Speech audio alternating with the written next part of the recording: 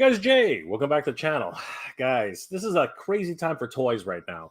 I mean, everything's being announced, it seems like, on a whirlwind pace.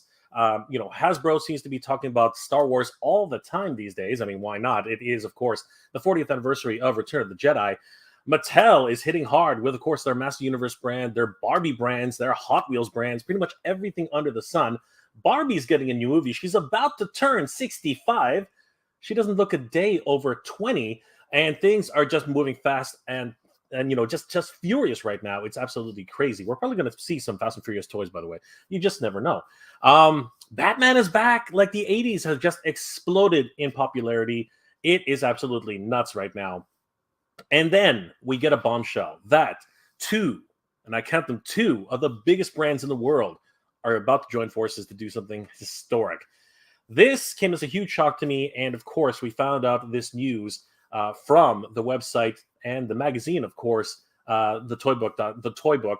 Guys, amazing coverage on this, and I wanted to bring in a very special guest today to help me navigate this crazy situation with Mattel and Hasbro, as well as the current state of the industry. Guys, please help me welcome James from the Toy Book. James, how are you today, my friend? Doing good. Thanks for having me on. Excellent. James is the editor-in-chief of the Toy Book. James, tell us a little bit about yourself and how you came to be editor-in-chief of this wonderful magazine. Please let us know a little bit about yourself. All right. Yes, my name is James Zahn. Some people call me the Rock Father. It was a handle I had online for many years, and I am the editor-in-chief of the Toy Book. If you're not familiar, the Toy Book is the leading trade publication covering the toy industry in North America since 1984. This is our February issue. We call it the Big Toy Book. And you can see there, that was our global reveal this year, was the Dungeons & Dragons Golden Archive Collection Owlbear. But nearly 200 pages of awesome toy coverage for the industry in our big book this year. We also publish a fan-focused kind of kidult publication called the Pop Insider, which, if you're not subscribed to this one, you definitely want to check it out. Lots of cool merch in there. And then we do a consumer publication for families. So parents, grandparents, gift givers that are actually buying toys for kids, called the Toy Insider. And at thetoyinsider.com, we have all kinds of stuff that's really geared towards those adults that are buying for their kids. On the Toy Book side, again, I've been around a while. I have had a very non-linear career path that led me to this. I was involved in toys. I was covering toys. I worked on the retail side for many years. And then I did a bunch of entertainment things and publishing. Used to work for Fangoria and Starlog magazines some years ago. And then eventually I came into this world. Our parent company is called Adventure Media and Events. And I came on as a contract employee, doing work as a hired gun about 7 years ago. Then I became they offered me a full-time gig, so I came on as a senior editor, then deputy editor, and now I'm editor-in-chief of the Toy Book. So that is the Cliff's Notes version of how I got here. There's much more to it, but I live the toy industry 24 hours a day and am sort of connected to all facets of it. Retail, marketing, manufacturing, licensing, we cover all of it. That is impressive. Oh my goodness. I used to subscribe to Starlog magazine. I was a huge fan of TNG. And to hear that, James, you're connected with so many wonderful publications from back in the day. I'm a graphic designer myself, and I have to tell you, the print industry has gone through a whole bunch of ups and downs, and it's literally like the punching bag of the publication world. I mean, from print to digital, things have really taken hit over the years. Just out of my own morbid curiosity, what is your outlook on print versus digital? Can print still survive? I mean, like, so many people are being asked this question, and for me, just to share a little bit, I can't describe it. But there's a certain feeling when you pick up a magazine. There is a certain smell to it. Believe it or not, there's actually a smell to print, and it's just that nostalgic. It's just that nostalgic feeling you get. Reading a comic book, I prefer doing it, in person. reading a magazine, all that kind of things. What is your experience been with the print industry thus far, since you've been in it for such a long time? So, if you are producing a magazine specifically for consumers, it is very, very hard.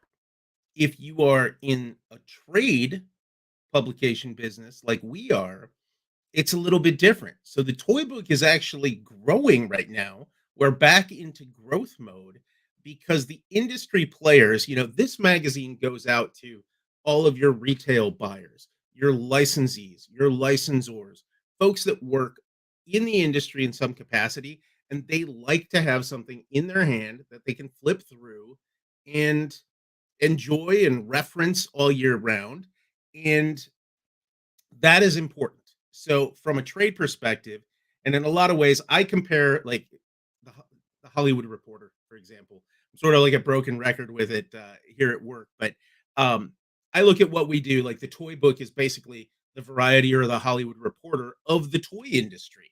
So those magazines, of course, still exist in print because even though they do have some crossover where consumers or enthusiasts read those publications, they are still very much geared toward an industry that likes to read this stuff in print. And fortunately for the toy book, we are certainly in that space, and folks want that print magazine. We actually just sent a new issue to the printer yesterday. It's called our Classics and Specialty issue.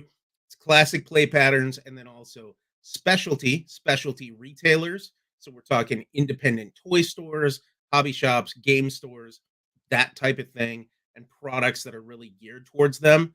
And then we're immediately working on our next issue, which is the licensing and entertainment issue. Comes out June 13th. We're actually going to unveil that one in person at Licensing Expo in Las Vegas. So print can be healthy, but it depends on what your audience is. I would not necessarily want to be doing a specifically consumer focused version of the toy book. Straddling the trade and everything is really where it needs to be. And then on the consumer side, of course, I did mention we have the Pop Insider, and we have all kinds of things beyond collectibles there. So, like if you look at our latest issue, one of the really popular brands with readers is Roosevelt's. If you've heard of them, they have like these cool licensed shirts and stuff that guys like. We have all kinds of stuff beyond toys. So jewelry, other collectibles, wall art, that type of stuff. It really, really plugs in.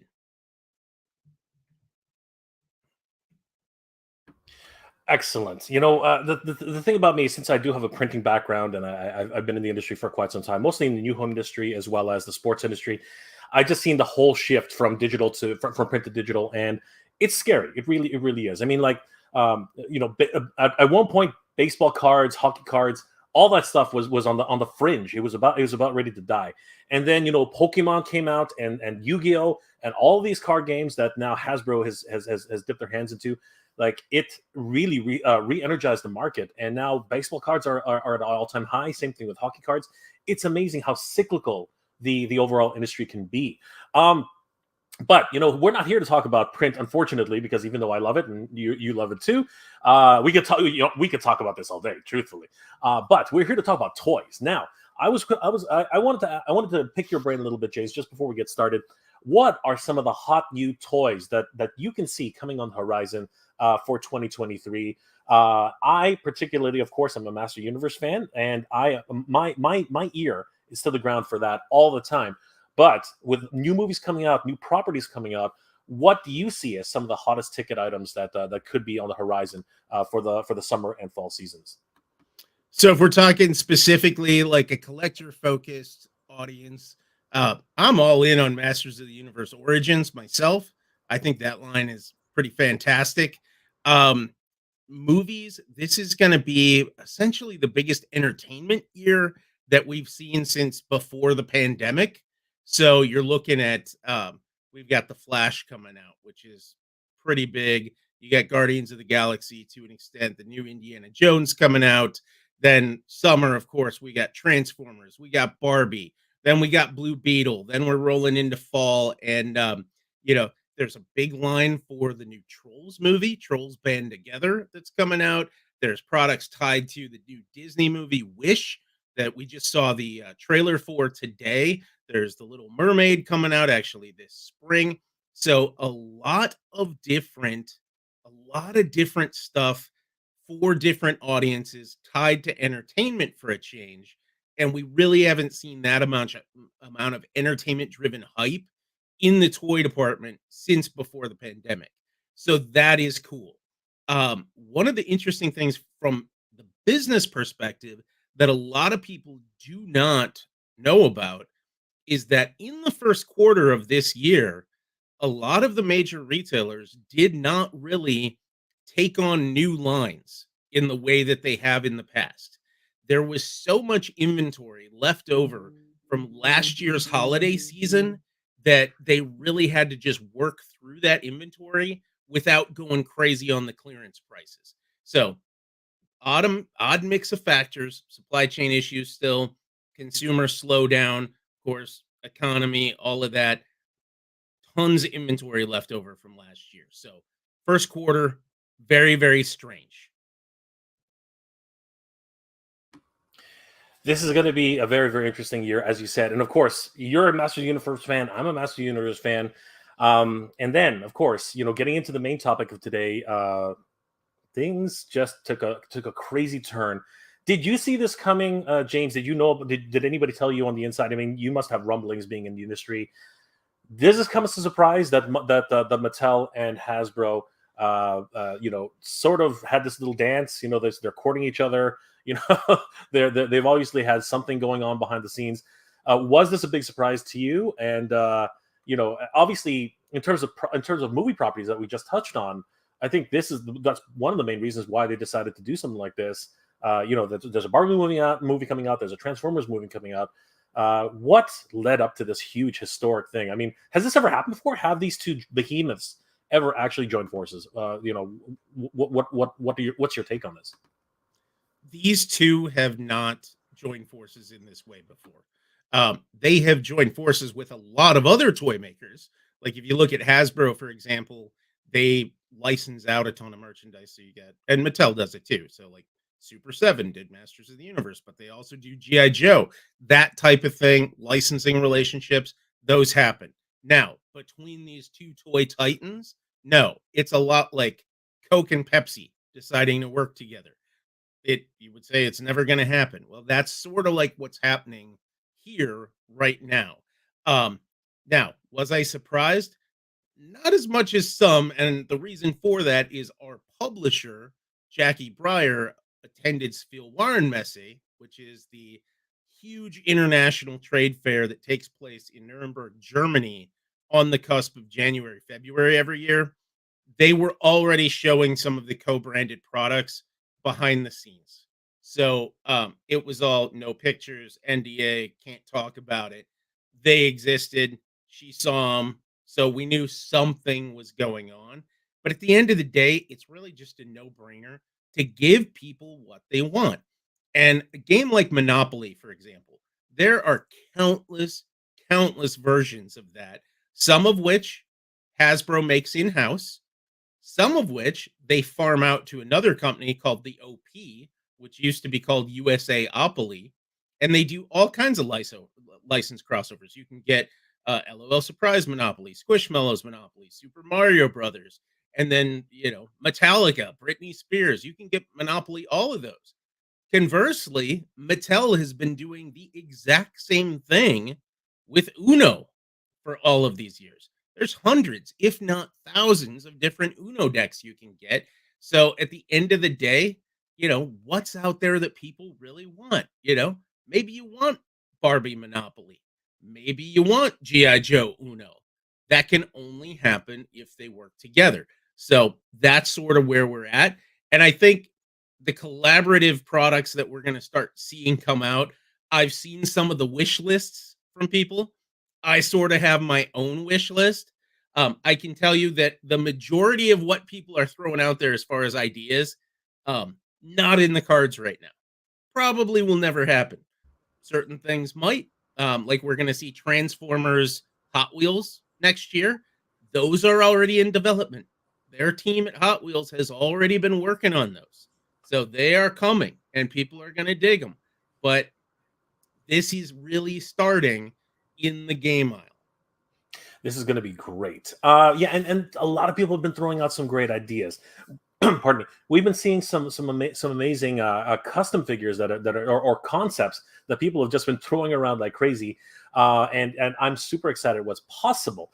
But the reality is right now, and I'm just going to go ahead and share the toybook.com. Guys, if you haven't already, definitely head over to toybook.com, give them a like and a follow, tell them that Jay sent you and James, because this is a wonderful resource. Of course, it is mostly industry focused, but in terms of like upcoming news and great news on the toy industry, you can't get much better than this.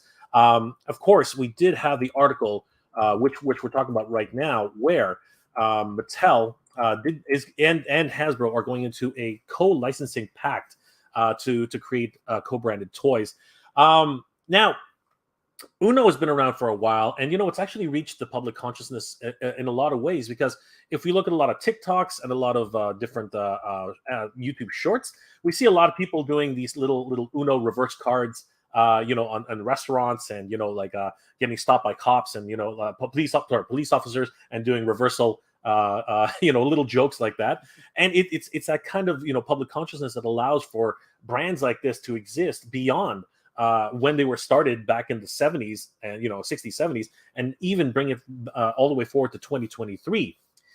Now, Mattel has already experimented with the Uno brand, putting their wonderful artwork from the Masters of the Universe onto their Uno cards. I imagine something like that is going to be very similar with Transformers in this vein. But is there, like, I haven't played Uno in quite some time. Are they creating new rule sets for this? Like, what do you envision for this? Is it just the artwork? So actually, I have an interesting relationship with Uno. First of all, for anybody that doesn't know sort of the backstory, Uno started in the early 70s. It was actually the production of a company called International Games. They were a one-game company at that time. I wrote a feature that you can actually find on the Toy Book website. Backstory, Uno Racing. A lot of people don't realize Uno used to be a gigantic sponsor of motorsports. Oh. NASCAR, Indy, sprint cars, midgets, all of that. I actually grew up around that. My dad was a track announcer at the time. So I saw all the Uno swag, and we always used to, at intermission, my dad would be rocking the mic and be like, come on up. We're going to do a giveaway for international games. We've got Uno. We've got Skip-Bo. It was all their products. Was not acquired by Mattel and brought into the Mattel Games portfolio until the early 90s, around 92, 93-ish. Uno was already doing licensed games way back when, early 80s. They were already doing the licensing deal. So that was actually pretty sweet, and that was something that Mattel continued. Now, Transformers, you're asking me about Transformers, Uno. Absolutely. You're probably going to see this be an artwork play. They may do, and they've done this with some other ones, like Toy Story, for example, where they create one special rule that applies to that version of the game. That is something I could see happening. But the fundamentals, that's one thing you got to do or realize with this stuff. You can't mess up what makes it good. People like Uno because it's Uno. They don't want to change the rules. They want to play that game. Same thing with Monopoly. When people play that game, and if they're playing Squishmallows Monopoly or Super Mario Monopoly, they want to play the game they know. So they just swap what the stuff is called. They swap the properties, all of that. I don't know what's up with the mic, Charles Farley. I'm on this mic right here, so hopefully you can hear it. I don't know if this is like some kind of noise canceling thing or what. You know what, James? Bring it closer to your face. It actually was much better, and we don't mind. There we go. That's perfect. There we go. Maybe you can hear me better. I think that's probably exactly what it was, and that's perfect. Thank you so much. On that note, why don't we take a few comments here? Thank you guys. Thanks everybody for being here tonight. It's always amazing having the community here today. Starkiller Base. I do not have a good feeling about this. You know what? I two gigantic behemoths like this. it's scary. It is actually pretty scary. And we can see right here other possibilities. I didn't even realize I was actually doing that live. But yeah, we do have other possibilities that people are coming up with. But we're going to cover those in a second. But you know what? What are your thoughts on that, James? Really quickly, because is this a good thing for the industry, or should these guys be playing in their own yards? Like, what's your thought on that? I think it's great for the industry. I like to see it. If you look at a brand like Hot Wheels, which I'm a huge fan of, they've done so many licensed sets over the years. They do this pop culture collection. They do their premium retro, all that stuff, premium entertainment, I think they call it. We've seen candy brands, we've seen bands, we've seen other movies. Well, now maybe you could get G.I. Joe in. I would love to see if you've seen like their they did the Motu, the Land Shark, and they did the Wind Raider as 1/64 scale Hot Wheels vehicles. I would love to see all of the G.I. Joe vehicles come into that form. Now, they do already have a licensing deal with Jada, where Jada's doing nano G.I. Joe vehicles, and they're also doing some that are, I don't know, probably about 1/50th and 1/18th, something like that. They've got some bigger ones. I want to see those G.I. Joe videos in 1/64 scale. There would be no better company to pull that off on mass than Mattel under the Hot Wheels brand. Um, Conversely, there's all of these wish lists for mashup products that I don't think we're necessarily going to see in the toy aisle. And this, of course, too, is something that takes time. Toys have a long, long lead time. It's getting shorter than it used to be, but you can't just snap your fingers and make it happen. That's why starting with something like games is easier to do, because a lot of those are actually printed in the US too, because they're paper products essentially. Yeah, and that makes them easier to produce. And as we said, the actual margins for paper products is just so lucrative, which is exactly why Hasbro Games, has actually picked up so many different of Magic the Gathering being one of the major brands that they've actually had, and of course has been hugely successful them with varying results. We can get into that a little bit later. Tomato Bubsplash says, Castle Grayskull transforming into Castle Grayskull, man. That's actually the same company. Tomato Bubsplash. Star Killer Base. If you are healthy and strong, you will not go together with your rival. That's not necessarily true. I mean, sometimes two huge powerhouse brands, and I cited this in my last video, like Street Fighter and Tekken, Street Fighter. Yeah, Street Fighter and Tekken, Street Fighter and what's it called? S.N.K. They created these two huge games, and people, and it actually re-energized both of their brands at one stage. So it sometimes it can be good, sometimes it can be bad. Sonic and Mario. Exactly. Sonic and Mario. Sega and Nintendo were never going to get together. They'd fight to the death. Well, guess what? Sonic and Mario are buds now. Absolutely, 100%. And now they're duking it out in the movie theater, and Mario is kicking ass. I can't believe. Did they already cross the 1 billion mark? I think they were close to it. If they haven't, they're very, very close. It's in freaking insane. And you know what? Monopoly has had Mario crossovers and continues to make wonderful. Who would have thought that Mario would have been on a board game? I mean, it's a great idea. You have to collect all the stars and all the coins. Beautiful stuff. Mega Man Blade. 4-inch figures are really making a comeback. Looking forward to TMNT Mutant Mayhem toys. Yeah, you guys did a huge feature on the Playmates new toys that are coming out for the season. It's incredible how Playmates continues to bring back Turtles every single time there's a new movie. These new toys that are coming out for the new movie, what are your thoughts on that, James?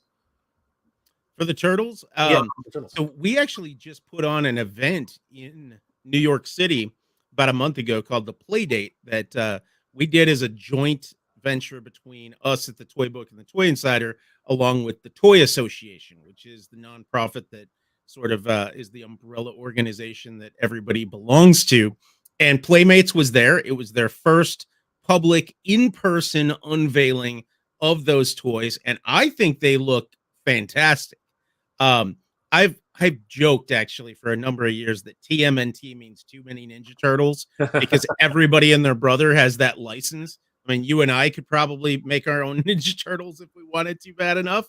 But I think Playmates, going back to the OG line, they're killing it. I have some of those new retros that they just put out, which actually it's really exciting for me because I didn't actually have the Ninja Turtles back then. So it's kind of cool for me to get those now. They also put out those giant ones, which are awesome. And then conversely, they've got this awesome Mutant Mayhem line that just looks really, really good. It's really fun. It's really playable.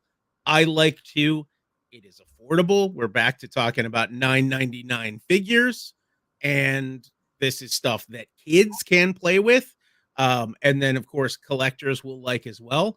But then when you kind of get something that meets in the middle, I really like what the Loyal Subjects does because they have a line that bridges kids and collectors, and it's affordable. So you can, you can give it to a kid and feel okay about it, and they have a lot of fun with it. But if collectors want something without going super high price or going into like a NECA or a Super 7 Ultimates or something, they have that for them.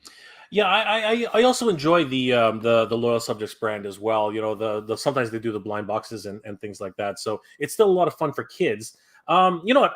I've had a couple of people, a couple of guests on before. One of them being an NFT company who's working with Mattel right now for their Crypt toys, and they were talking about how they were inspired by the blind box model. Touching closely on that. How successful has that been in recent years? Because at one point it was all the rage. I mean, kids were just opening up these blind boxes and getting surprised by what was inside, and they were going crazy. Does it still have that strength in the market right now?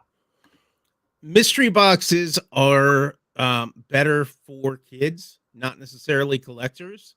There's a ton of those things that come out, like Zero's 5 surprise line would be a prime example. Some of the Super Impulse stuff that comes out. Any type of mystery box is really good for those micro collectibles. I do not see a lot of action with people looking for anything more expensive than maybe a $5 to $10 price point. So I don't see mystery and blind packaging and all of that being a great thing or really even too exciting at this point for the collector market. But for kids, it's still pretty cool, especially if the manufacturers get into like that $5 range. You'll see a lot of stuff at like Five Below that's mystery boxed, but it's right at that $5 price point, and parents love to pick that up for the kids. I see some cool comments here too. The ramen racers. There's a ramen racer I want. All right, we could talk. We definitely could talk about that. Star Killer Base didn't want HasLab, but I pre-ordered Ramen Racers 2 for the price of 1. We're going to save those small comments, and only because James sort of touched on it. I wasn't going to go there today, but we're definitely gonna touch a little bit on that because very exciting things happening in the industry as a whole. A couple of other comments here. Star Killer Base. NLW share. Okay. I'm not, NLW have both shareholders who want more and more, faster and faster. You know what? This obviously there is a profit component to this 100%.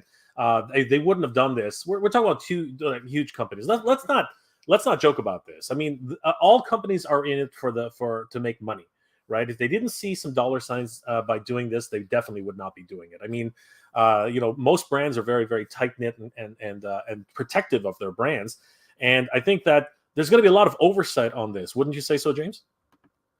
Yes, it's already happening.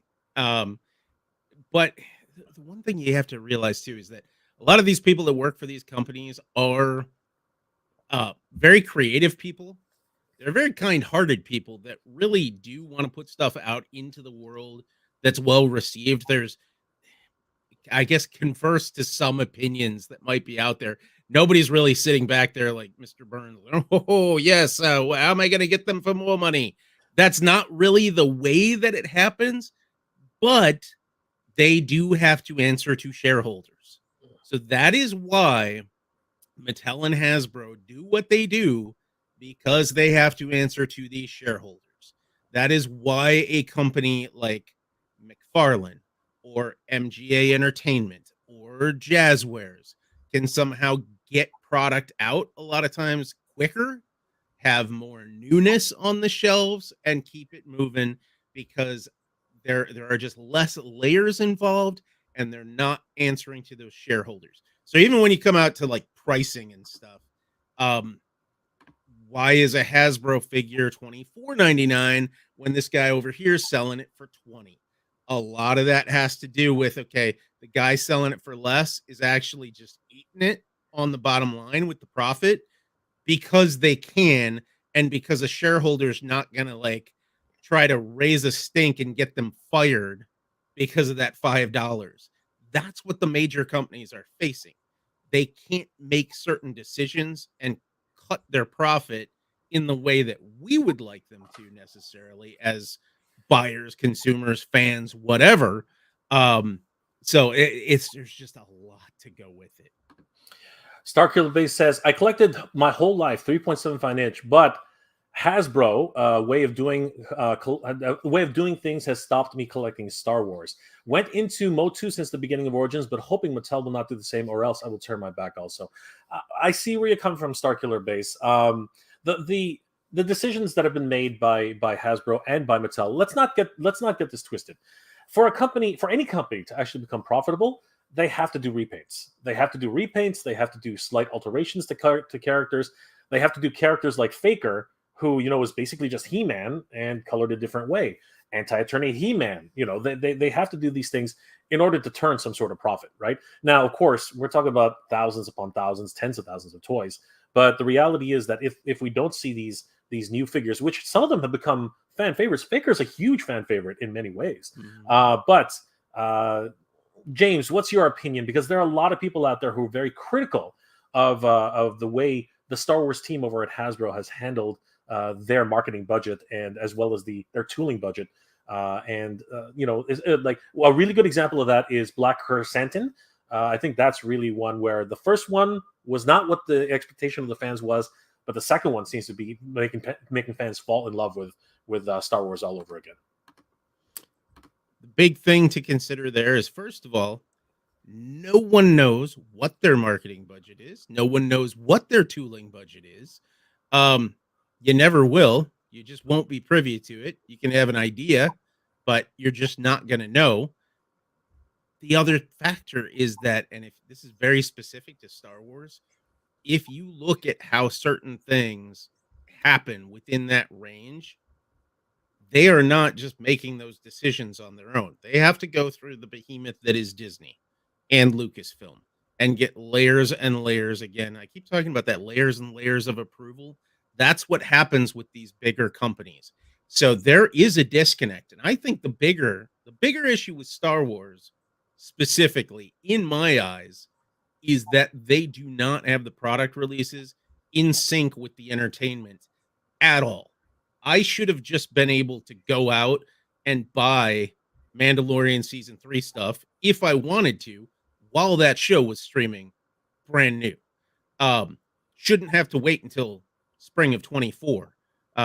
There were people commenting, we just did a reveal on our consumer site, the Toy Insider, a couple weeks ago of one of the Tuskens. Someone pointed out in our comments that was a character that essentially appeared on television like 2 years ago at this point. Those products need to be out. And we see it a little bit with Marvel, where things aren't quite in sync, but they've gotten a lot better. Star Wars is still just way apart. And a lot of that has to do with the relationships between the companies, not necessarily these teams. And I'll just say right here too, because I see a lot of it. There's quite a bit of like entitlement amongst like the collector community and stuff, and beating up on these people that work for these companies that I think is really uncalled for, because at the end of the day, a lot of the people that get beaten up and sort of trolled online for decisions, it's not really their decision. There's so much more going on there that just you'll never be privy to. I totally agree, especially with what you're saying here. I'm not going to say that people are necessarily privileged, but I think that I think that people are misdirecting their frustrations at the wrong people. Emily over at Hasbro, she does not make these decisions. She's basically given a directive, and she has to follow those directives.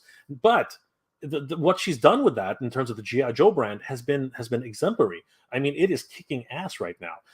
Whereas you have someone on the other side who's in the Star Wars team, and you know what? I've always said this. Sometimes we need a shakeup. Sometimes someone on one team needs to move over to another team to give that team new life and new direction. Maybe that's what needs to be happening.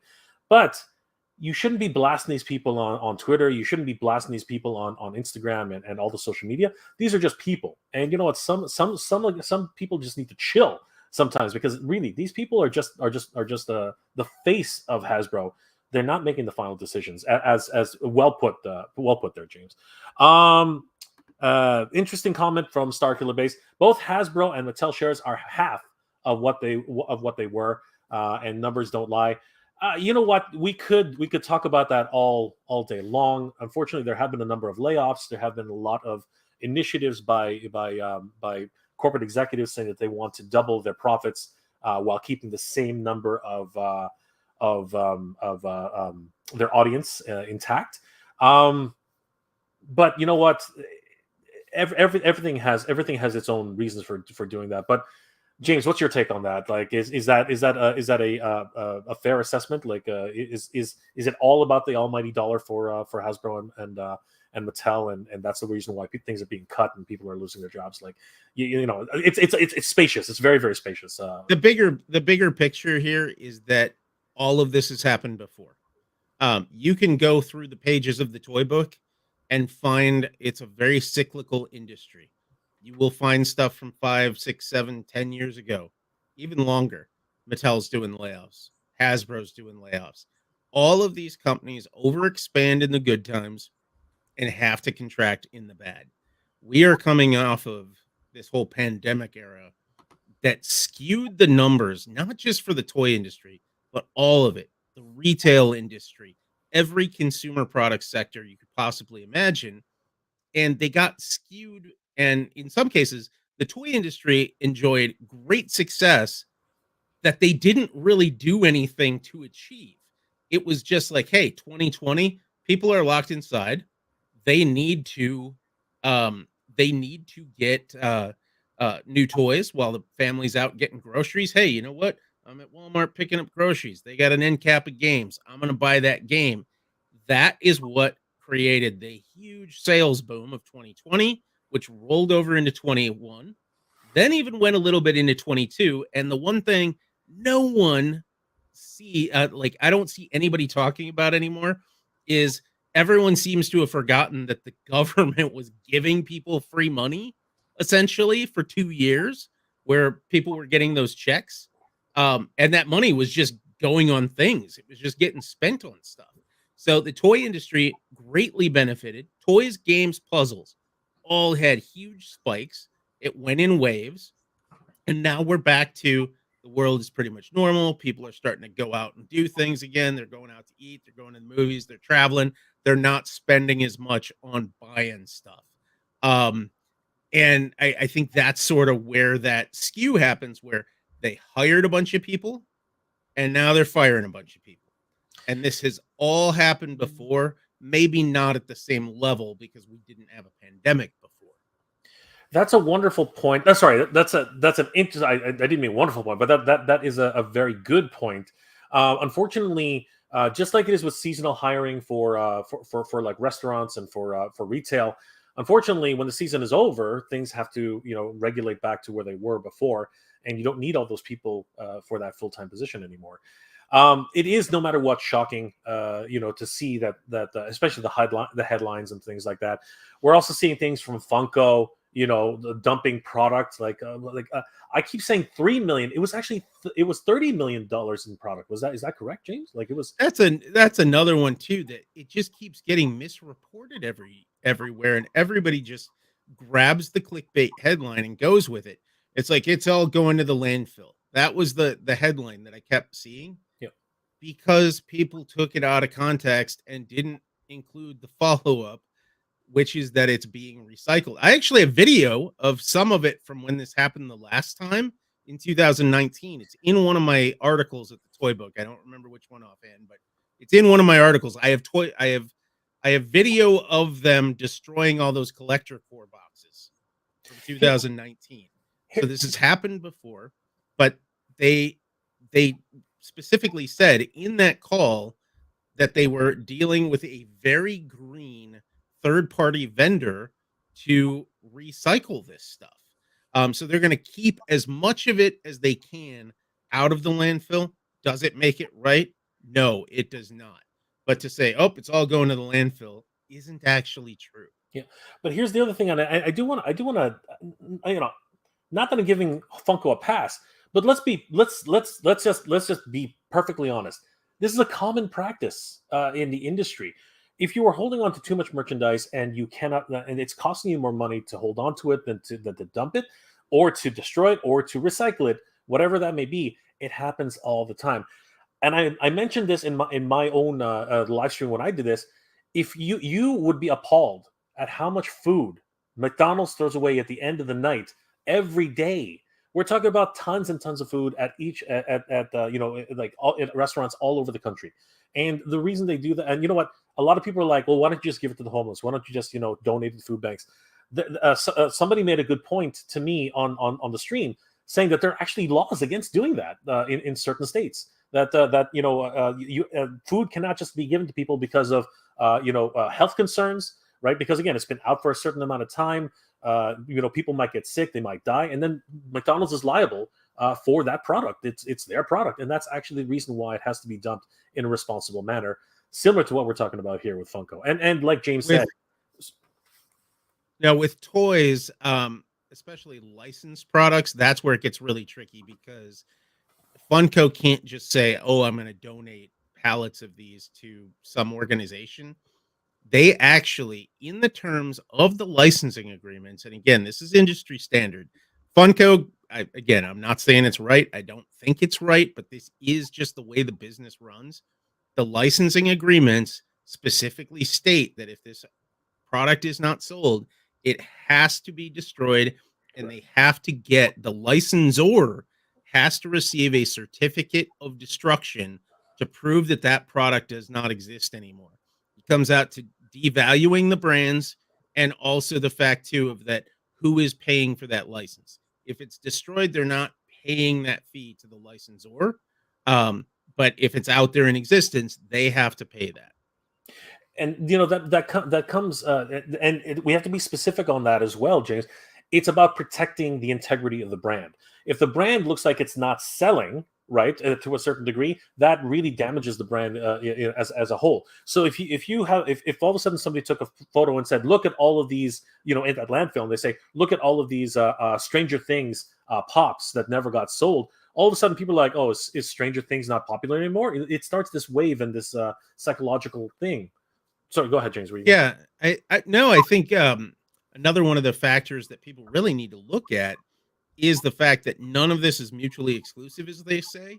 So if you look at Funko as a prime example, yeah, they had too much, they made too much, they shipped too much, it became a problem.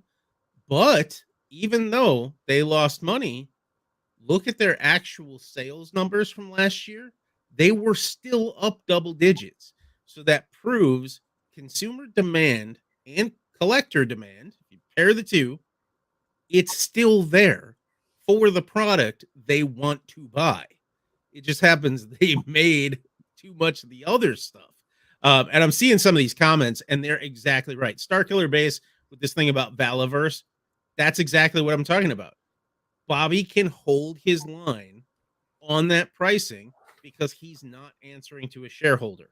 So he's eaten some of those cost increases with the supply chain and everything, but only going to make that. McFarlane is another prime example. They're only going to raise those prices if they absolutely have to.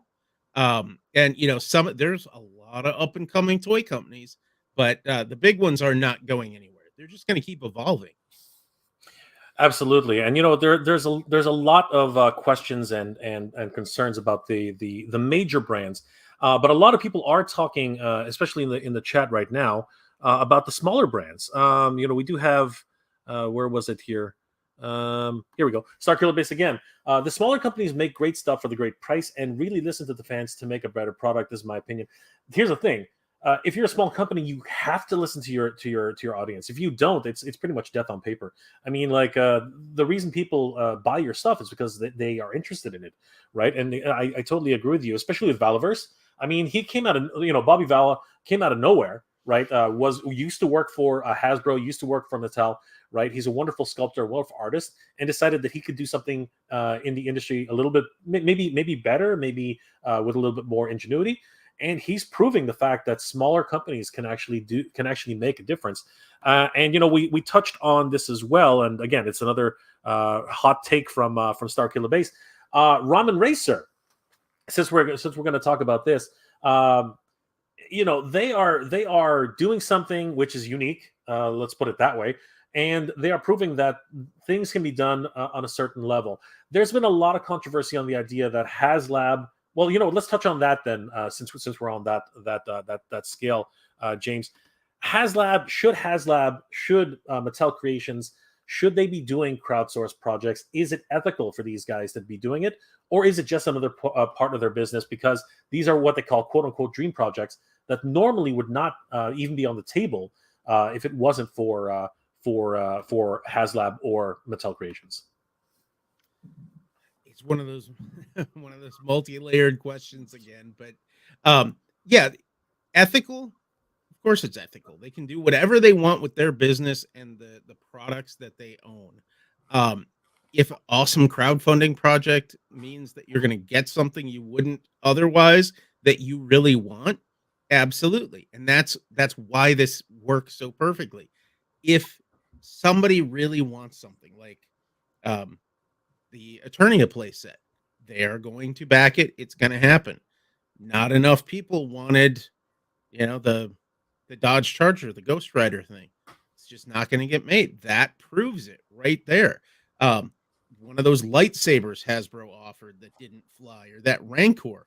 Hey, they proved right there that the audience wasn't into those. They didn't make it. It still costs them a lot of money to develop these products that we're never going to see. But it does cut it out, because we're not living in the same time that we were 40 years ago, where you could walk into a Toys R Us and find a 40-foot aisle of G.I. Joe with gigantic boxes of stuff on the shelf. Shipping is really, really expensive right now. So the cost to move that stuff is just astronomical. And that's why you only see typically like a few really big items hit the action aisle every year, like a Ninja Turtle sewer layer or something like that. And they've gotten creative with how they make them to fit them in smaller boxes. But even look at some of the other aisles out there, like the Barbie Dream House and stuff like that, or the LOL Surprise House. It's sort of like every category has that one big item, and they can't really support more than that at retail. And this thing here, this Mecha Man Blade, they don't need crowdfunding. If one of their projects isn't back, they'll find another way to release them. They don't have to. And in a lot of cases, I don't think, can you give me an example of one that failed that they did release? I don't think that's happened. I believe they go into the archives and that's the end of it. And I've backed a couple of these. I did the Mandalorian, the ship, and the Razor Crest, and I did the G.I. Joe His Tank, which I'm really looking forward to.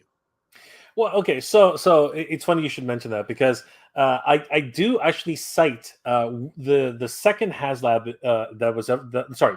Nope, my bad. The third HasLab, because the second one completely failed. Nobody even talks. They've taken the second HasLab off of the site completely. Cookie Monster, may you rest. Cookie Monster. I would have wanted that. Oh boy, oh boy, oh boy. I want that puppet. I want that puppet right here, right now. Unfortunately, he didn't make it. He's in the ether right now. Not even on the website anymore. However, and that's because Hasbro doesn't have the Sesame Street license anymore. Ah, there you go. Yeah, they're not allowed to show it anymore. It's with Just Play now. Got you. That makes a lot of sense. With the thing, but here's the thing: history, and just because it is, I will cite this as being the only HasLab that's actually had a second chance, and actually ended up funding, because I don't think they gave it enough time. But Unicron was dead in the water. And I backed it. But the first round of funding for Unicron did not happen. They actually had to extend it, and they extended it 4 months. Right? I remember, because I was at San Diego Comic-Con when I saw Unicron. I was so excited about it. It didn't hit its minimum goal. It was shy by about it made it 2/3 of the way. Did not make that last third, and then they extended it 4 months and blew that. I'm pretty sure they blew it out of the water, because they stopped counting it at one point. But, and this is just my theory, I'm not saying I know this 100%. I have a funny feeling that Hasbro was caught in a rock and a hard place at that point, because I'm pretty sure Takara was going to do it anyway, and it would have been one of those embarrassing moments where Takara ended up doing it. It would end up in Japan, and people would have just started importing it from Japan like they do for Masterpiece Transformers and such. And now, because HasLab put their face forward on this and said, we're going to support this and we're going to try and get it done, they basically extended it to 4 months, and it's never happened since. But that's just me being a conspiracy nut on that line. So I'm going to fill in the blank. Something, and I had no idea that you were going to mention this. Remember earlier in the call, I said that aside from the toy book, we also publish the Pop Insider. Pop Insider, yeah. New York Comic Con 2019. We had a Pop Insider booth. Hasbro asked us if they could put Unicron in our booth. They put Unicron in our booth at New York Comic Con for the last weekend of the campaign, and I believe we got 2,500 backers at our booth.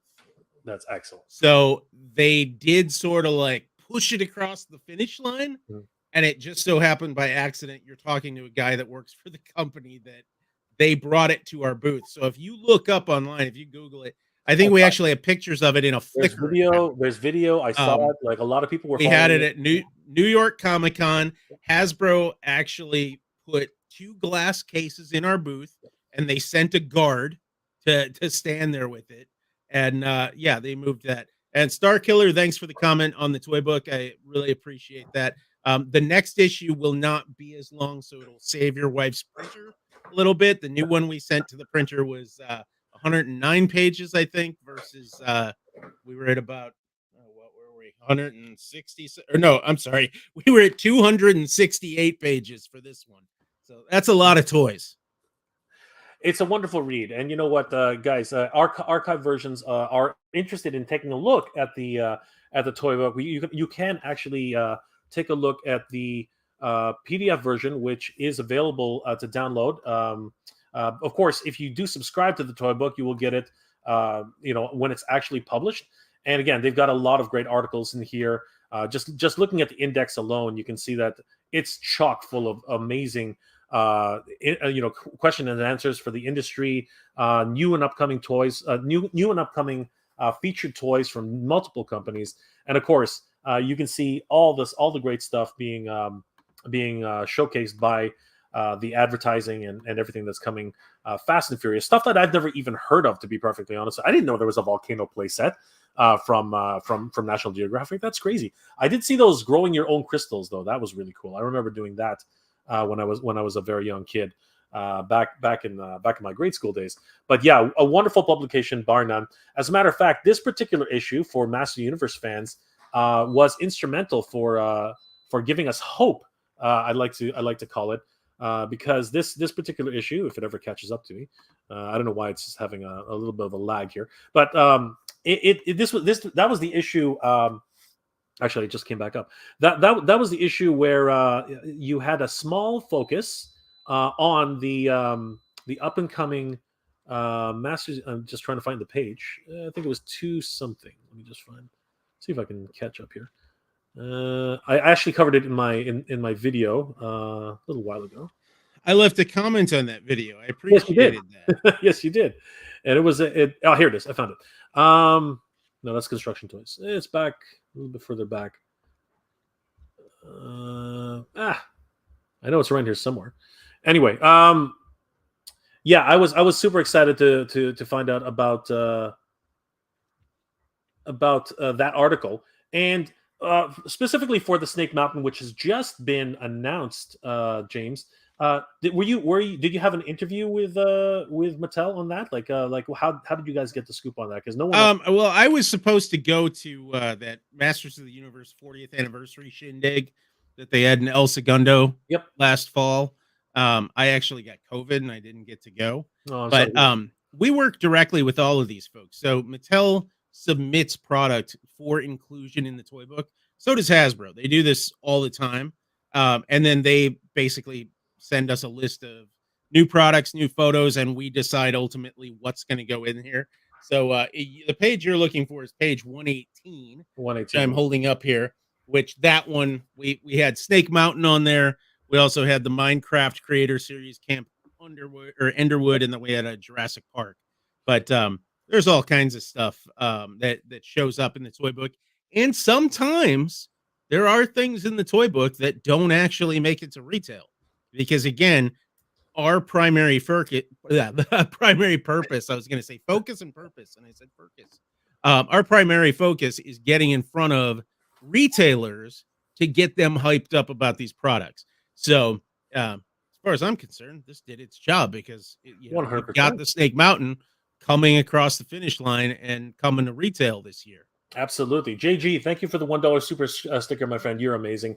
But this article gave so much of us in the Master Universe fandom hope, because a lot of us were thinking 120 retail. You know what I mean? We were thinking plus 100.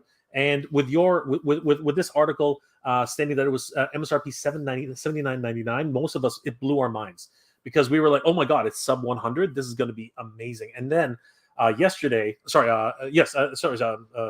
Mo Tuesday, to see the actual product being announced by Mattel is absolutely spectacular. And of course, anybody who's interested in this, it will be available on Entertainment Earth, and I will have affiliate links that day when we do live stream on that tomorrow.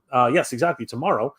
Thanks for reminding me, James. And of course, if you are interested, it's also going to be available on Mattel Creations. But I personally like using Entertainment Earth because they do have buy now, pay later options. James Farley, I can't stand the whole Dream Project Ghost Rider bombed. I wouldn't call it Dream Project, as it could have just been made like any other figure. What made it special is beyond me. You know what? But there's the thing, right? I think that a lot has to be said about the risks that a lot of these projects are taking. I mean, you could say the same thing about Reva and the lightsaber, which didn't fund. You know what I mean? It was tying into a movie property, a television property, which they would hope would capture the imaginations of fans. But as James has stated, it's expensive to do these things. It costs a lot of money for the research and development and prototyping.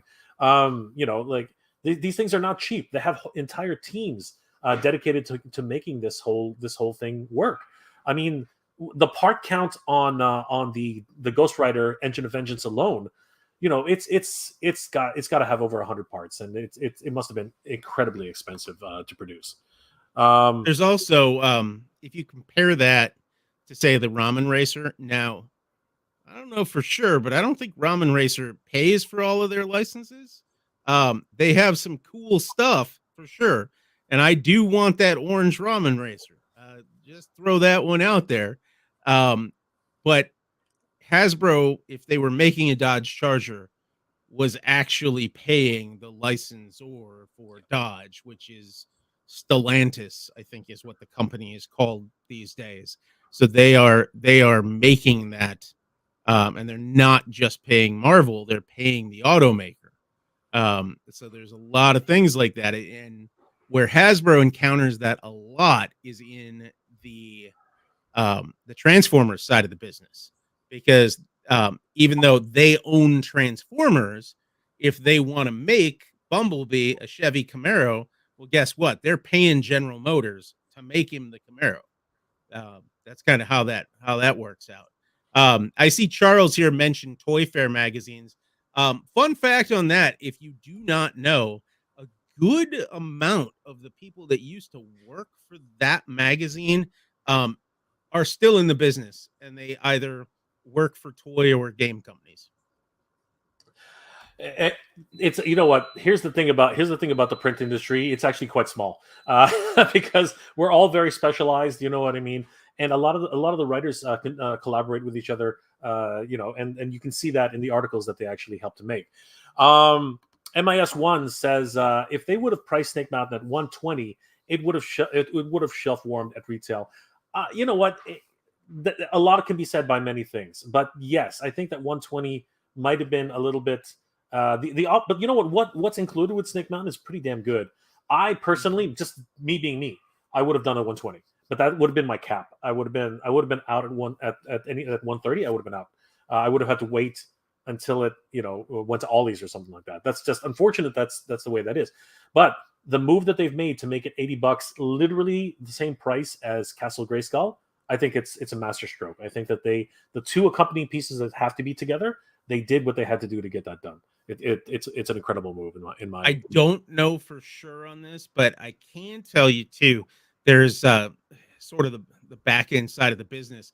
There's a lot of talk about nearshoring and reshoring. Reshoring is when you bring manufacturing back to the U.S.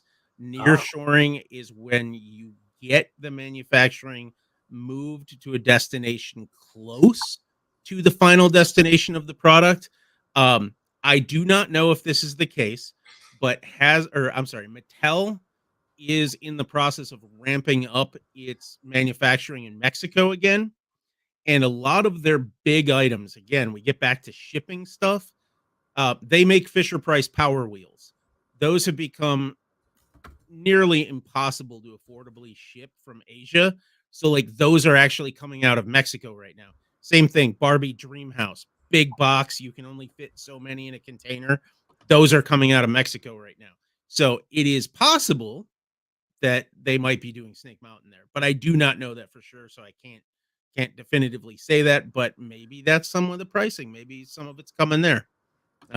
Lego's building a factory. They just broke ground in something like Chesterfield County, Virginia. It's going to open in 2026. You know what? I've heard the same rumors that, and it actually had more to do with more, forgive the term, more important, manufacturing like electronics and pharmaceuticals. I think that there is a need for the essentials to come back into the North America, manufacturing space, because if something were to happen, if we were somehow cut off from China or from India or from any of the other overseas manufacturers, we need to have some sort of manufacturing here. And we've had wonderful manufacturing deals with Mexico and even up here in Canada, right? A lot of cars are manufactured here, which are shipped to the United States. So in my opinion, there is a need for local manufacturing. LMF Figure Files, good friend of the channel. I wish I could afford or have the space for Motu Classics, Grayskull and Snake Mountain, brother. I talk about it all the time. This thing is just it takes up its own corner in the house. I mean, like it's ridiculous, but it's beautiful and I love it. I can't say no to it. It's just absolutely crazy. But aren't we so glad that the newer versions for Origins have come into play? Thor 2941 Risk. Hasbro is a multi-billion-dollar company, Jay. So it's our fault they overcharged on the Ghost Rider vehicle that nobody asked for. That's not what anybody's saying. Thor. That's not what we're saying. That's not what we're saying at all. What we're saying is that people are choosing with their wallets, and that's exactly what happened. They decided not to fund it, and now other companies who are doing it or bring it out one way or another are able to do it, and are showcasing that things can be done in a certain light. But we are bringing up the point. James brought up the point that Ramen, who has done licensing in the past, they have actually made deals with companies. We do know this.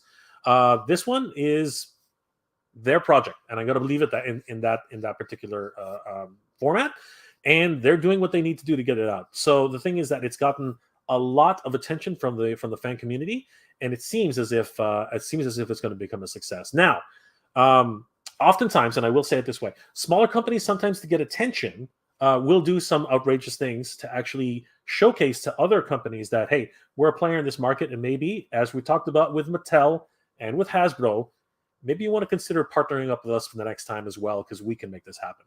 Our thoughts on that, James? Like, is this a play by Ramen to actually get the attention of a bigger partner, maybe even somebody who can help bankroll something like that? I don't necessarily think so. I think they're doing some good stuff. I mean, we see what they're doing with like their alternate Motu heads, and they have that I forgot what they're calling it, but it's not mask. Let's put it that way. Um, it's very cool. They are doing some cool stuff, and I know that those folks have done work for other people um, in the past, and I'm sure they will in the future. So they're doing good stuff. But I would say they're operating in a gray area. We have not necessarily covered their product in the pages of the toy book because it's not sold through traditional retail channels here in North America, the way our readership, sort of skews. Um, I wanted to touch on one more thing that's interesting to many of us. Are you okay for time, James? I just wanted to make sure that Yeah, I've got a few.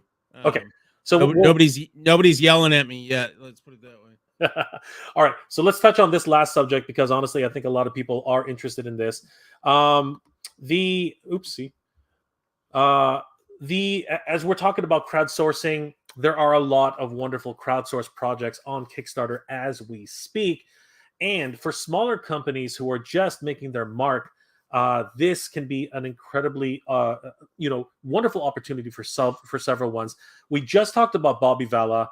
Kickstarter and Indiegogo is where he made his mark, able to create Valaverse there. Here we have the Armies of Ashmore, which just started their campaign, and they're already up to 90,000. This is Canadian, by the way. $90,060. It was just 89,000 a few seconds ago, and they need their goal of $148,912 Canadian. And this is a wonderful campaign. I believe that the Four Horsemen are involved in this one, particularly. We also have the Savage Crucible, which did actually make its funding of. Actually blew out its funding. Originally, it doesn't actually say here, but they made $600,453 to bring Savage Crucible to life, which is absolutely insane. RoboSkull did very much the same thing. $609,000 to bring this project to life. Strike Force, Madman, and It Girl. So many different crazy projects on Kickstarter. James, what are your thoughts? Is this a new resurgence of toys into the industry from smaller manufacturers, and can this assist going in the future? And will what's your take on that? It's really more on the collectible side. None of these lines that like you just showed me are something that a retailer is going to pick up and sell for kids. This is definitely stuff that's geared towards the adult collector. I have not really seen any successful crowdfunding campaign for products geared toward kids. And with what we do at the Toy Book, and of course the toy industry as a whole, more than 75% of the products created and sold every year are for kids, and they are played with by kids. Um, Toy companies need to focus on that, because the kidults, as everybody says now, the kidults of today cannot sustain the industry. Kids of today need new properties that they can get into and love the way we love Star Wars or Masters of the Universe or G.I. Joe. The kids now need some cool properties so that 30, 40 years from now, they're also into buying like the cool version of that thing they had, or something else that's like elevated, sort of like some of those figures you were just sharing on here. Those I think, and the one thing, it's all very expensive. Those companies need $600,000 or whatever. That shows you right there. That is something that the community is getting behind. They want it, but that also illustrates the same risk I was talking about with these bigger companies, because they answer to those shareholders. Like someone in the comments said, like Risk, they shouldn't have Risk. They're a multi-billion-dollar company. That's true, but if they put 600 grand into something that didn't make a profit, somebody's getting fired. That's just the way the corporate world works. So there is assessment of risk. And one of the things that Hasbro very specifically is focused on right now is this Blueprint 2.0, they call it. They unveiled it last October. It is really transferring a lot of their brands, their portfolio, their legacy brands into licensing plays. So we're seeing, and these might not necessarily be something like your audience is into, Jay, but like Littlest Pet Shop, that brand did a ton of business. Kids loved it. Well, Hasbro just farmed it out to Basic Fun. Basic Fun already is making Tonka. They're doing Light Bright. Those were all Hasbro legacy brands that do a lot of money, but by farming it out to a smaller company, Hasbro like takes away some of that overhead. They're not having to worry about the tooling and the development.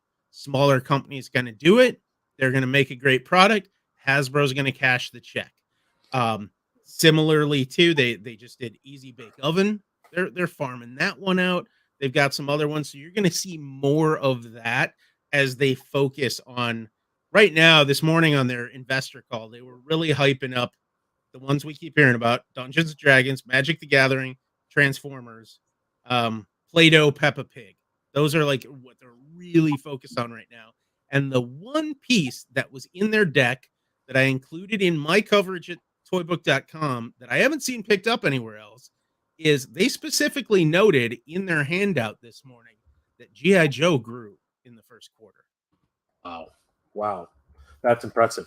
And you know what? Here's the thing about what you just said, which to me really drives the point home in many respects, because I get this comment all the time. I always get this comment, and I have to say it makes no sense to me. Every now and then I'll get a comment that says, "Oh, if Hasbro would just if Hasbro would just if Hasbro and Mattel would just concentrate on adult collectible lines, they would rescue the industry." That is not possible. That is not possible. I've mentioned this multiple times. We up here in Canada are so fortunate enough to actually have Toys R Us. We really, really are. When I walk around Toys R Us, how much of the action figure aisle, the GI Joes, the Marvel Legends, all those adult oriented brands, how much of a section of Toys R Us here in Canada do you think is still dedicated to that? James, you want to take a quick guess? Because I'm pretty sure you will. I would guess an aisle or two, maybe a little section when you walk in the door. Okay, let's take a quick trip through one of the Toys R Us up here in Canada. This is up in Brampton, Ontario. Again, huge store. This basically, if you, I'm just going to fast forward here, but if you take a look at this, the first aisle you see are games. That's the first thing that happens when you walk into Toys R Us. Then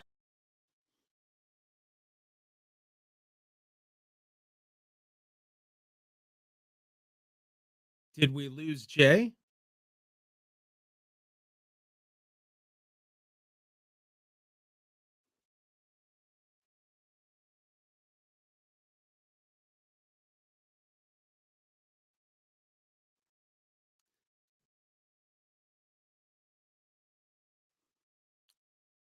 So if anybody can hear me, throw a shout out in the comments.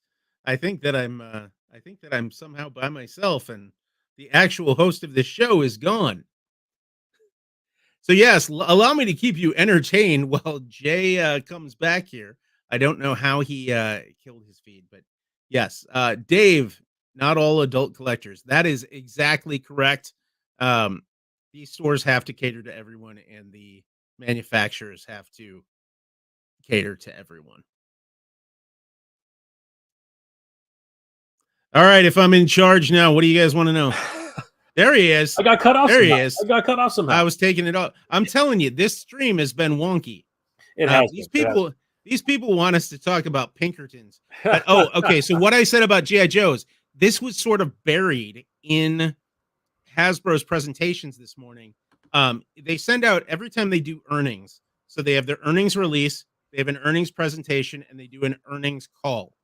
In the deck that they sent with, they specifically said that G.I. Joe grew in the first quarter of this year, which is awesome considering the fact that Hasbro was down 14% in the first quarter and their consumer products revenue, which is toys, was down 21%, but G.I. Joe actually grew. Wow. So, and I love the classified line. I'm not a big 6-inch guy. I love 3 3/4. That's my thing. But I love the classified line. So classified is awesome. Fortunately, I am not a completist. There's certain things I can't find and I just don't get them. I tend to not hunt for them. I get what I can that I really dig. But on your note about Toys R Us, so interesting sidebar here for the States that's very timely. The ownership of Toys R Us Canada also owns FYE here in the States. Really? They also own Everest Toys, which is a distributor. They are opening a new store concept here in the US that started with 3 stores on the East Coast last year called Alex Baby and Toy. But here I'm in the Chicagoland area in Schaumburg, Illinois. They are in soft opening phase right now for a store just called Alex Toys. It is in a former Tower Records location. Oh, wow. The grand opening is next weekend, the 5th through the 7th. They are positioning that new store concept as being very similar to what Toys R Us used to be. So they not only have the toys you would expect, they have a ton of collectibles. And if you go to toybook.com right now, one of the stories on the front page is about the grand opening of Alex Toys. And there is a shot in there of the Super 7 fixture that they have put in that store. That is the first time. Yeah, I don't know what's up with this audio, Eric. Sorry. I've got a microphone here. I can't. I think it might be. This happened to me once. I think it might be that your earbuds are also broadcasting the mic, and it's actually they're both almost canceling each other out. But you talked about this article here. Where can I find that article? Is it under news? Go ahead and scroll down. This one, Alex Toys. Yep. So, guys, if you are in the Chicagoland area, definitely go check out the Alex Toys party. I will actually, I'll also put a link in the description. So go ahead and scroll down. Let me know if my audio just changed at all, because I just changed a setting on StreamYard.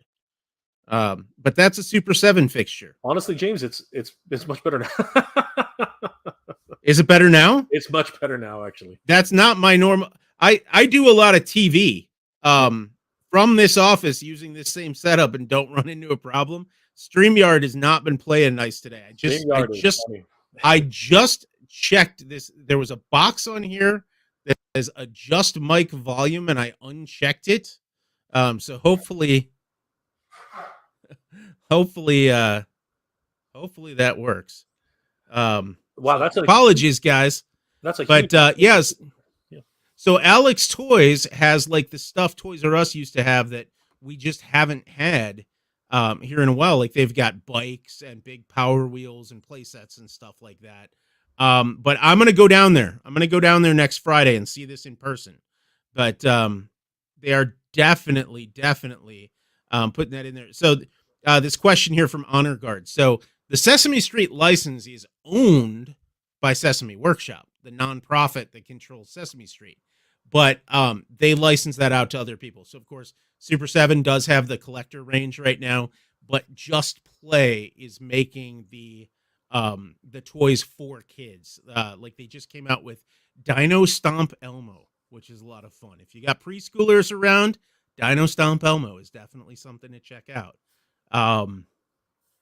So this is just interesting here because back on the Alex Toys thing, the folks that are running this new store concept.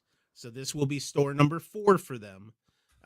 It is the team from Toys R Us Canada, Everest Toys, and FYE working together to create what hopefully will become a new national chain in the US. But of course, they can't call it Toys R Us here because Toys R Us exists in the US, controlled by a different owner. Toys R Us Canada is its own thing. 100%. That's exactly what it is. But you know what? The As you said, we have a very similar. And here's the funny thing about this: we have a very similar aisle for Super Seven. It's not branded Super Seven, but the way it's actually organized and everything, we do actually have displays similar to this up here in Canada. So it at Toys R Us. So yes, that's going to be hugely exciting. But circling back to what I was going to say, because before I got cut off by the Pinkertons, apparently, I was going to say that the actual number of aisles that we have in Toys R Us for action figures is about 4. We got about 4 aisles total. That's about it in a gigantic store. I don't know if you guys saw a little bit of the tour that I was trying to show you guys, but the stores are gigantic, but there are only about 4 or 5 aisles per store for dedicated to action figures, and even those sometimes get shrunk down to nothing, depending on the overall, I guess, how well that store is doing for those particular figures. So anyone who continues to claim that if everybody would just if every toy manufacturer out there would just concentrate on adult collectibles and they would save the market, you guys are deceiving yourselves. You're delusional, because the opposite. Toys are made for kids. Toys are made for kids. I mean, like, again, you gotta attract the kids of today to be the collectors of tomorrow. Yeah. One thing that people like to rag on, and you know, he might be doing it to himself. I don't know, but Scott Toy Guru Nightlick, he's been very vocal about certain aspects of the toy industry.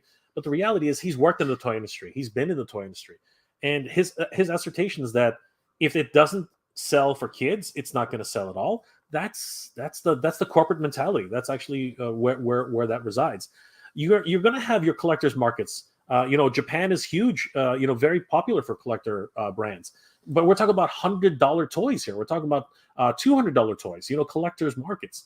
Not everyone is going to be able to afford that. I can't afford that. You know what I mean? Not on a regular. Yeah, the collector box that a lot of folks kind of put themselves in is so detached from the rest of the industry because, and for those of you that are just joining us here, in addition to the Toy Book, which is the trade publication covering the business of toys in North America, we also have a consumer side, which is the Toy Insider, which is specifically a publication for parents, grandparents, people buying toys for the kids in their life. We have seen those trends come back around, especially now because of economic uncertainty and things. People want products that are like $25 or less, because again, more than 75% of the toys sold are actually still getting bought for and played with by kids. The whole kids are just on their devices is completely overblown. It's not true. I mean, my kids held off as much as they could. They're tweens and teens now, and they're getting into that. But devices are only, tethered to a child if the grown-ups in their life allow them to. The reality is, as James so eloquently put it, you don't become a $1 billion company by cutting out your biggest market. It doesn't make any sense. I mean, we're seeing a resurgence for Cabbage Patch Kids right now. I mean, you know what I mean? Care Bears have come back into the toy aisles. Like legacy brands that James just mentioned earlier, Hasbro is actually creating a brand new dedicated team to actually handle those things. Why? Because there's a nostalgia about that. And I think if I'm, and correct me if I'm wrong here, James, or perhaps you know something else. I personally think that parents who grew up on Cabbage Patch, on Care Bears, on things, they're looking at these things like, oh my God, I remember having that as a kid. I loved it. I want to give this to my kid so we can share this experience together. And I think that actually might be a huge thing. And I've said this multiple times, that Master Universe Origins is the one brand, the collector brand, that you can actually share with your kids, because you're not worried about a $200 toy being manhandled by a kid and breaking. it's actually meant to break. You're supposed to pull it apart. I think that the strategy behind Master Universe Origins was genius. Origins was great. Can people hear me? I keep seeing these comments. Can you hear me? We can hear you. I certainly hope you can hear me. Something is canceling. Literally, I do this stuff all the day long. I don't know what the hell's going on here, so apologies. So I'm just going to shove this in my face and be like, smooth radio guy. Now I'm going to play you some jazz and we'll talk about some toys. We're all good. So it's cross-generational play. Care Bears turned 40 years old last year, I think it was. Cabbage Patch Kids, the craze of 1983 is going to be 40 years ago this November coming up. So those are all things. And of course, Masters of the Universe, again, last year, 40th anniversary there. This year, 40th anniversary, Return of the Jedi. Everything is 40s. And in the toy business too, there used to be these anniversaries that were like milestones, like 25 years, 50 years. Now they're all doing it on like 5-year increments. So we just had like Back to the Future, 35th anniversary a couple of years ago. Well, now we're, 2 years away from, I'm sure we're going to get the 40th anniversary. We're going to hit different things like that. But at the bottom end of the day, it's all cross-generational play. This is stuff that kids grew up with. They now have kids. Some of them have grandkids. And then at the same time, too, even my own parents remember when I was playing with Masters of the Universe as a kid. So they think it's kind of cool when, I'm talking about it now and then my own kids are into it. So a lot of that stuff kind of comes around. It's very interesting how it's cyclical. But again, we need to have new stuff so that 40 years from now, people have something to identify with and be nostalgic about. And if you didn't see this already, like Loyal Subjects is bringing back Rainbow Bright, and they're launching a new toy company, a new toy division to do it called TLS Toy. And they're going to do Rainbow Bright starting this fall, which also is another 40-year-old property. This is exactly what it is. Power Rangers seems to be the brand which might be leading this charge. I mean, they've been on TV every single year for the past 30 years. And you know what? They just celebrated the 30th anniversary, huge television special on Netflix. And I think that's the brand. And that was the reason why Hasbro wanted them, because they just keep coming back year after year after year, toys after toys after toys. And it really is one of those brands which has a child segment and it also has an adult segment, and they wanted all that pie, so they decided to pick that up for themselves. Guys, I want to thank each and every one of you for being here this afternoon. It's been an amazing interview. James, thank you so much for coming on, my friend. It's incredible. How can people reach you, James, and what other projects are you working on right now, please? And of course, tell us a little bit more about the toy book. So yeah, anybody that wasn't here at the beginning, the Toy Book has been around since 1984. It is the leading trade publication covering the toy industry in North America. We have been around, the company's been around since 82. The mag started in 84. The first print issue went out to Toy Fair New York in 1985. Again, I showed this one off earlier in the show. This was our 2023 big book, we call it. Nearly 300 pages of toy industry goodness. We publish 6 times a year. We're online, we're on television, we are in print, and then we also have the Toy Insider, which is for parents, grandparents, anybody buying for kids in their lives. That's our consumer thing. And then for collectors, kidults of all ages, we have the Pop Insider, which this one comes out 3 times a year. Excuse me. But you can find us at toybook.com. You can find me on social media as the Rockfather on pretty much every social platform. And yeah, we are always covering the toys. I live for this stuff. It is a really fun industry filled with very fun, very creative people. And thus far, because I keep seeing the comments, no Pinkertons have ever come for me. And I think that was probably a very blown out of proportion situation. You know what? There's a lot. There's a lot behind that particular situation, and I will mention that Michael did an entire video on that over at Retro Blasting. Guys, definitely take a look. It is an interesting take on that particular situation. Has something to do with Magic the Gathering. Definitely head over to Retro Blasting. Take a look and look on that. I might touch on that this weekend. We'll see. I've seen no proof of anybody actually being armed, aside from all the comments. I have seen no proof of this. If somebody can provide me with photos or video of them rolling up to this guy's house armed, I want to see it. I'm interested too. I really am, and I hope that the guy's okay if it truly did happen. Guys, shouldn't have answered the door. This is actually true. Actually, you don't have to let them in.